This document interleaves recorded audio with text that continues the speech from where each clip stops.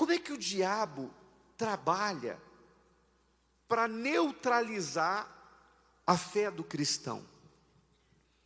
Preste bem atenção, eu vou fazer tudo para passar para você o que Deus nos deu, mas eu preciso que você preste muita atenção. Como é que o diabo trabalha? Como é que ele faz? Qual é o modo de operar dele para neutralizar, para anular as promessas de Deus? Porque, me responda com sinceridade, dentre as pessoas que professam fé nas promessas de Deus, as chamadas convertidas, ou evangélicas, cristãs, ou crentes, como se costuma falar, a maioria tem vencido ou a maioria tem fracassado? Seja sincero. A maioria dos que professam fé na Bíblia vivem uma vida de vitória ou vivem uma vida de fracasso? De fracasso, não é verdade? Mas por quê? Não seriam verdadeiras essas promessas? Por que está escrito, serás cabeça e não cauda, e a pessoa professa a fé em Deus e o incrédulo está sendo cabeça dela? Por que está escrito, estarás em cima e não debaixo, e a pessoa professa a fé nas promessas de Deus e ela está embaixo, e o ímpio está sobre ela? Por que está escrito, em paz me deito, logo pego no sono, porque só tu, Senhor, me faz repousar tranquilo? Mas a pessoa, para dormir, e olha lá se consegue dormir, ela não pode confiar só nisso, ela tem que depender de um calmante, de um sedativo, de um ansiolítico, de um antidepressivo. A família em pedaços, a vida da pessoa, sabe, não tem vida. Jesus disse, eu vim para que tenham vida e vida com abundância. Quem olha para a pessoa não vê essa vida abundante. Por quê? O que tem neutralizado?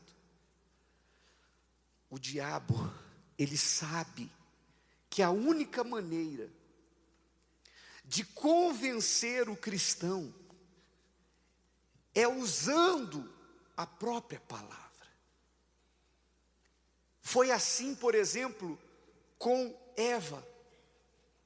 Quando ele chegou diante de Eva para convencê-la a tocar no fruto que não se poderia tocar, ele disse, olha, Deus sabe que no dia em que você comer, os seus olhos se abrirão. Então ele usou como se Deus tivesse conhecimento daquilo, ou seja, ele usou o nome de Deus. Com o próprio Senhor Jesus, o diabo também usou a palavra de Deus. Na tentação ele disse, porque está escrito isso, está escrito aquilo outro. Então o diabo usou a palavra de Deus, mas Jesus, por sua vez, não cedeu, porque combateu também com a palavra. Os demônios sabem que a partir do momento que você, entre aspas, se converte, então as suas decisões, as suas ações, você vai procurar pautá-las nas Escrituras Sagradas. Porque para você, a única regra é a palavra de Deus. O diabo não é burro. Então ele usa a palavra, a própria palavra, que ele conhece melhor do que nós, para tentar neutralizar sua fé. E eu digo para você sem medo de errar. Qual é a palavra mais usada pelo diabo nos dias atuais para fazer neutralizar a fé cristã, de maneira que o resultado é que nós temos um número muito grande de pessoas que professam fé em Deus e vivem uma vida fracassada? Há uma palavra que ele usa, não sei se alguém arrisca dizer qual é. Não. É da Bíblia. Tem músicas, tem mensagens a respeito disso. Alguém falou aí. Graça. Essa é a palavra que tem travado muita gente. Você está na graça. Olha, nós vivemos na graça de Deus. Jesus nos trouxe a graça.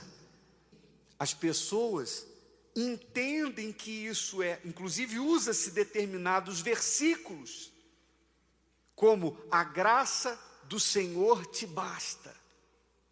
Então o diabo pega versículos como esse, isolados, sem contexto, para convencer a pessoa de que ela não precisa fazer nada, Jesus já fez tudo.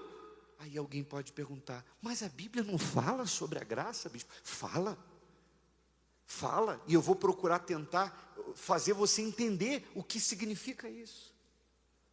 Coloca a imagem do arco que o pastor Tiago filmou dias atrás aqui, por favor.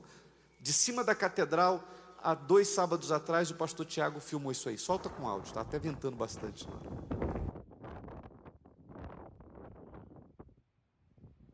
Quando Deus entrou em aliança com Noé, ele disse, porém nas nuvens o meu arco. Mas eu pergunto, o arco ele aparece inteiro ou ele aparece metade? Isso é a graça. A graça é a parte de Deus. A graça é aquilo que Deus fez sem que nós mereçamos. É algo que veio sem a nossa interferência. Ele deu o Senhor Jesus para fazer aquilo que nós não poderíamos fazer. Porque Ele fez, Ele foi perfeito, porque nós não poderíamos ser perfeitos. Então Ele fez a parte dEle. Por isso o arco não aparece um círculo, uma aliança inteira, aparece apenas a metade, e a metade de cima, como se Deus dissesse, quando o arco aparece, é como se Deus estivesse dizendo para o ser humano o seguinte, eu fiz a minha parte, a de baixo é com vocês. Então a graça é aquilo que você não merece, é aquilo que você não tem sua interferência, foi parte de Deus. Mas o mesmo Deus e a mesma Bíblia que fala de graça, inclusive o Novo Testamento, fala sobre galardão.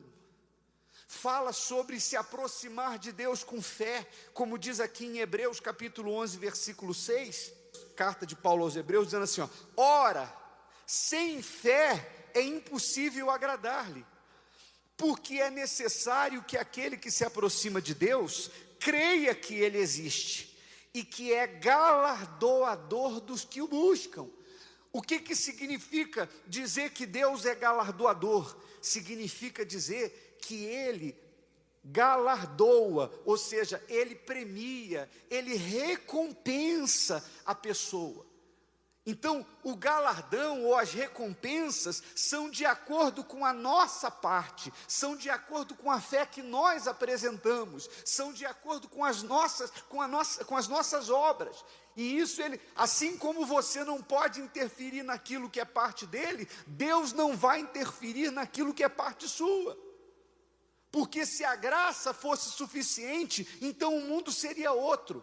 Aliás, as pessoas que dizem crer em Deus e aceitassem Jesus, então a vida delas já teria que dar uma virada total e completa, e todos deveriam ter a vida abundante que Jesus prometeu. Mas sabe por que muita gente professa a fé em Deus e a vida está sendo uma vida derrotada, fracassada, desgraçada? Porque na vida delas continua tendo só a parte de cima, só a graça, só Jesus. Mas a de baixo ela não faz. Não há da parte da pessoa ação. Olha o que Deus disse para um dos reis de Israel, segundo Crônicas, capítulo 15, versículo 7, vai aparecer aqui. Diz assim, mas esforçai-vos, e não desfaleçam as vossas mãos, porque a vossa obra tem uma o quê? Recompensa, as suas obras têm uma recompensa, quer dizer, quando fala esforçai-vos, quer dizer, tem que haver da nossa parte esforço, não desfaleçam as vossas mãos, quer dizer, você tem que fazer a sua parte. As suas mãos não podem ficar encolhidas, você não pode achar que você vai ficar de braços cruzados e porque você tem a graça de Deus, Deus vai fazer aquilo que você tem que fazer. A sua parte você tem que fazer. E aí ele fala, porque a vossa obra tem uma recompensa, ou seja, a fé sem obras é morta, a fé sem ação ela é morta. Por isso a maioria das pessoas que professa a fé em Deus vive nos limites da miséria, da derrota, do fracasso, e não tem permanecido, ou não tem prevalecido, melhor dizendo, contra o diabo nessa vida, e tampouco vão prevalecer na próxima. Porque se você não prevalecer contra o inferno nessa vida, que garantia você tem que na outra você vai prevalecer contra ele?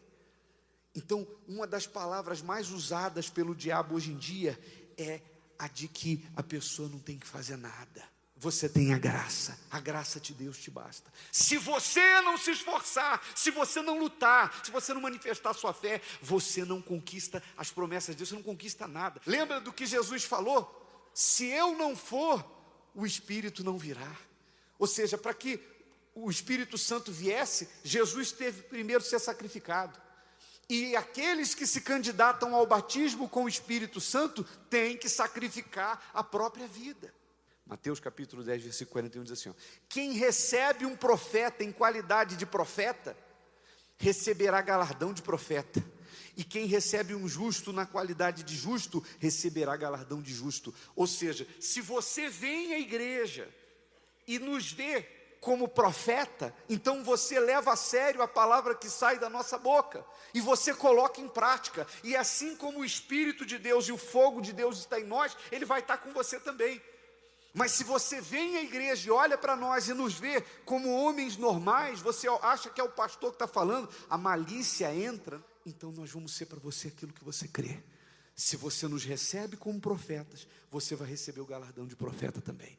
Mas se você nos vê como homens comuns, então nós vamos ser psicólogos para você. Nós vamos ser, simplesmente alguém para ouvir você, trazer um consolo, um conforto, uma palavra, cantar uma canção, e a sua vida vai sair daqui do mesmo jeito. Mas se você nos vir como profeta, então você vai receber o galardão de profeta. Galardão é recompensa. Amém, pessoal? Graça você não precisa interferir em nada, mas o galardão é de acordo com a sua fé. Jesus dizia, seja feito conforme a sua fé. E para finalizar, biblicamente falando, Marcos 10, 17. E pondo-se a caminho, correu para ele um homem, o qual se ajoelhou diante dele e lhe perguntou, bom mestre, que farei para herdar a vida eterna? Quem foi esse que falou assim com Jesus?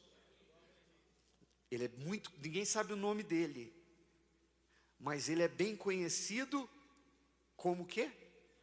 O velho rico? Não, o jovem rico.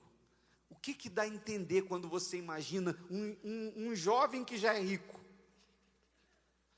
Então, normalmente, quando se é muito jovem e já se é rico, significa dizer que a riqueza dele veio para ele por herança. Ou seja, ele não fez nada, caiu de mão beijada. Esse jovem certamente nasceu de um pai rico, por isso muito jovem já era rico. E quando ele foi tratar com Jesus, ele veio com a palavra de que ele queria o que Jesus estava propondo, mas ele queria herdar. Ele disse, o que eu faço para eu herdar? E Jesus falou dos mandamentos, ele disse, isso aí tudo está tudo certinho, isso aí eu tenho feito. Mas quando Jesus tocou na ferida, quando tocou naquilo que era o que ele era pegado, que era o dinheiro, ele virou as costas e foi embora. Então, Deus não quer que você receba de acordo com o que eu planto. É a lei da semeadura. Eu colho o que eu plantar, você colhe o que você plantar. A graça do Senhor Jesus é a parte dele. Sem ela nós não seríamos salvos.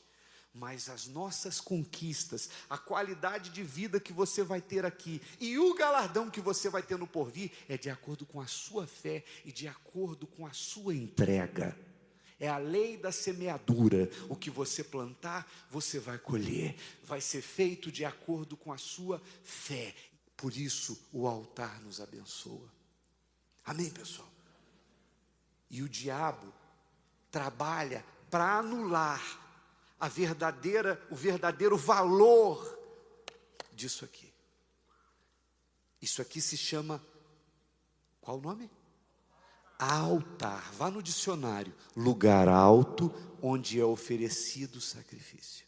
É ali que as vidas são transformadas, é ali que a pessoa chega caída, quebrada, é ali que a pessoa chega destruída, mas quando ela manifesta a fé, então desse altar brota a vida para ela. And the us. And then there's two. Suddenly the Bible says, and the earth was born. The face of the deep, and you would think God is stranded. Then God activates a mystery. Number 1. The Bible said, the Spirit of God over the, upon the face of the waters. And then, number 2. The Bible says God said so. It is the mystery of the marriage between the Spirit and the world. If you want more, must run always to get the Spirit and the world to engage. Anything you want to see, any area you want more. And then you have a prophetic word comes out of your spirit, declared even if there is no RAW material that mystery can create. That is the mystery God used in recreation. If there's any area of your life where you are standing and you want more, don't cry. Go and lock the door. Whatever steps the Holy Ghost in you and get it. Some is worship songs of all the anointed worshippers, and then I find words coming out of my mouth as you are talking them. You know what you are doing. You are F.